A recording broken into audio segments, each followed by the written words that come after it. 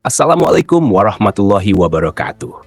Selamat datang di Menuju Cahaya TV, tempat Anda menemukan kisah-kisah inspiratif dari sejarah Islam. Jangan lupa untuk subscribe channel kami agar tidak ketinggalan konten-konten menarik lainnya.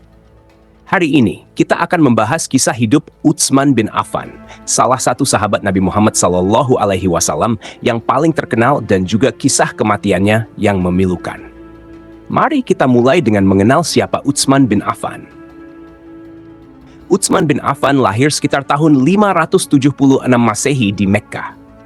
Ia berasal dari keluarga Quraisy yang terhormat dan kaya.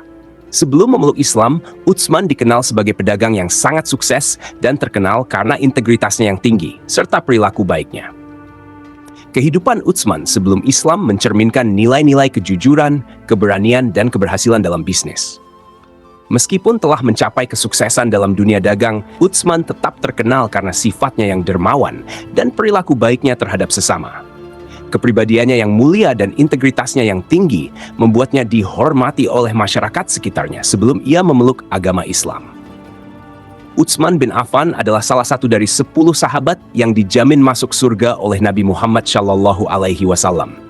Kejujuran, kemurahan hati, dan kesetiaannya kepada Islam telah menjadikannya salah satu sahabat yang paling dihormati. Utsman sangat terlibat dalam kegiatan dakwah pada awal penyebaran Islam dan juga memiliki keberanian dalam pertempuran untuk mempertahankan agama. Keimanan dan dedikasinya kepada Islam membuatnya diberkahi dengan predikat sebagai salah satu sahabat yang dijamin surga oleh Nabi Muhammad SAW. Dalam hadits yang diriwayatkan oleh At-Tirmidzi, Nabi Muhammad SAW bersabda, Abu Bakar di surga, Umar di surga, Utsman di surga, Ali di surga, Talhah di surga, Zubair di surga, Abdurrahman bin Auf di surga, Sa'ad bin Abi Waqqas di surga, Sa'id bin Zaid di surga, dan Abu Ubaidah bin Jarrah di surga. Utsman dikenal karena perannya dalam mendukung dakwah Islam dengan hartanya. Salah satu kontribusi terbesarnya adalah membeli sumur rumah dan mewakafkannya untuk kepentingan umat muslim. Hal ini sangat membantu masyarakat Madinah saat itu. Sumur rumah ini sangat strategis karena merupakan satu-satunya sumber air di dekat Masjid Nabawi di Madinah. Dengan membeli dan mewakafkan sumur tersebut, Utsman memastikan umat muslim memiliki akses yang mudah dan stabil terhadap air, yang sangat penting bagi keberlangsungan hidup dan perkembangan komunitas muslim di Madinah. Tindakan tersebut menunjukkan kedermawanannya dan kepeduliannya terhadap kesejahteraan umat Islam pada waktu itu.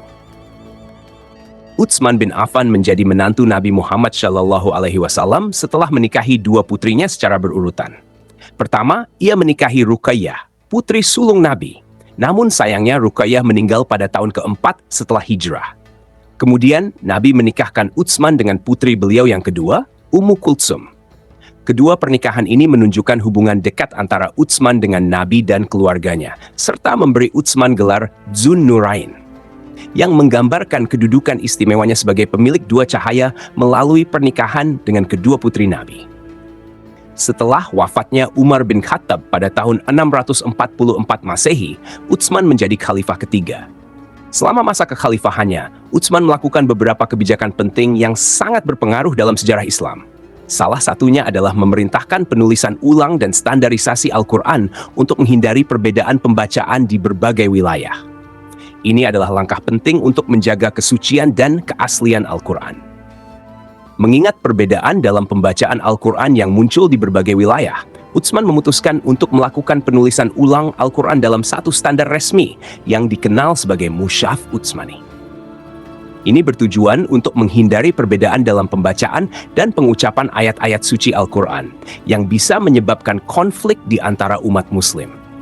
Tindakan ini tidak hanya mengukuhkan konsistensi dalam penyebaran Al-Quran, tetapi juga menjadi landasan yang kokoh untuk penghafalan dan pemahaman kitab suci bagi umat Islam seluruh dunia. Keputusan Utsman dalam memerintahkan standarisasi Al-Quran merupakan salah satu kontribusi pentingnya yang berpengaruh dalam sejarah Islam. Dalam Al-Quran, Allah Subhanahu wa Ta'ala berfirman, "Sesungguhnya Kamilah yang menurunkan Al-Quran dan sesungguhnya Kami benar-benar memeliharanya." Namun, masa kekhalifahannya juga diwarnai dengan ketidakpuasan dan pemberontakan. Beberapa kelompok merasa tidak puas dengan kebijakan Utsman. Ketidakpuasan terhadap kebijakan Utsman berujung pada pengepungan rumahnya di Madinah oleh para pemberontak. Ketika kediaman Utsman bin Affan di Madinah diserbu oleh para pemberontak, dia menunjukkan sikap yang sangat sabar dan menolak menggunakan kekerasan untuk membela diri.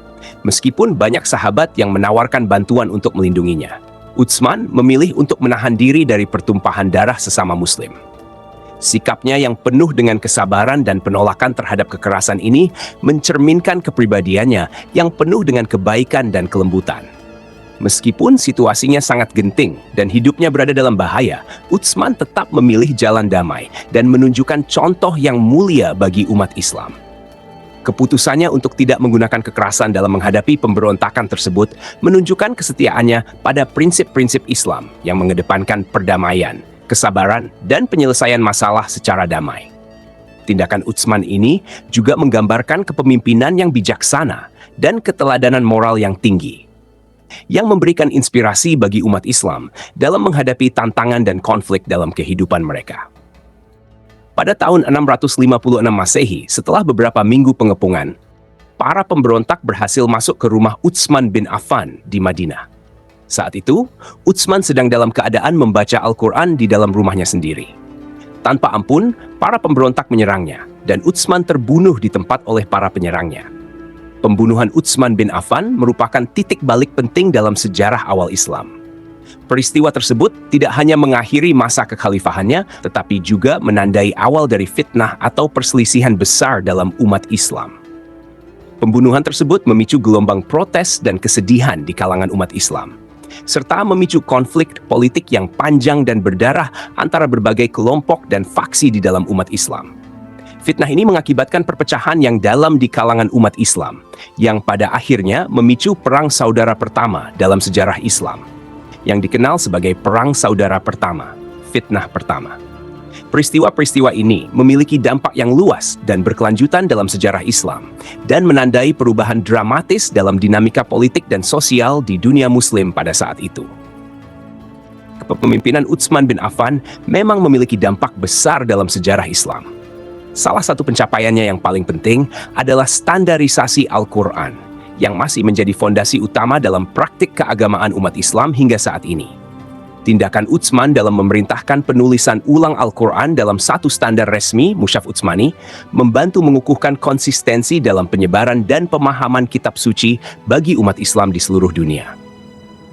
Meskipun kematiannya memicu konflik yang mendalam dan berkelanjutan di kalangan umat Muslim, Utsman tetap diingat sebagai salah satu sahabat terdekat Nabi Muhammad SAW dan pemimpin yang berusaha melayani umat Muslim dengan penuh dedikasi. Keberanian dan kesabarannya dalam menghadapi pemberontakan dan pengkhianatan menggambarkan keteguhan imannya serta kesetiaannya terhadap prinsip-prinsip Islam. Utsman bin Affan dikenang sebagai sosok yang memiliki sifat-sifat luhur seperti kedermawanannya, kelembutannya, dan kejujurannya. Meskipun masa kekhalifahannya diwarnai oleh cobaan dan konflik, kontribusinya terhadap Islam dan umat Muslim tetap dihargai dan diingat dalam sejarah Islam sebagai salah satu tokoh yang berperan penting dalam pembentukan dan penyebaran agama ini. Demikianlah kisah hidup dan kematian Utsman bin Affan. Semoga kita bisa mengambil pelajaran dari keteladanan beliau dalam mendukung dakwah Islam dan menghadapi cobaan dengan kesabaran. Jika Anda suka dengan video ini, jangan lupa untuk like, komen, dan subscribe ke Menuju Cahaya TV. Klik tombol lonceng untuk mendapatkan notifikasi setiap kali kami mengunggah video baru. Terima kasih sudah menonton. Wassalamualaikum warahmatullahi wabarakatuh.